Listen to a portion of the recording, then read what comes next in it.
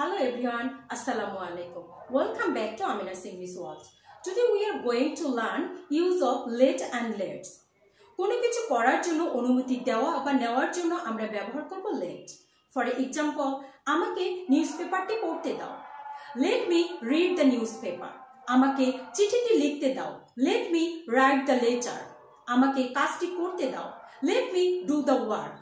তারা আমাকে গাড়িটি চালাতে দেয়. They let me drive the car. তুমি আমাকে টিভি দেখতে দাও. You let me watch TV. And then কোনো কাজ কাউকে সাথে নিয়ে একসঙ্গে করলে আমরা ব্যবহার করব let's. For example, চলো রেস্টুরেন্টে যাই. Let's go to restaurant. চলো একটু মজা করি. Let's have some fun. চলো কাজটি একসঙ্গে করি.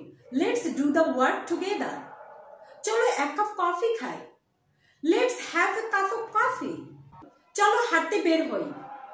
Let's go for a walk.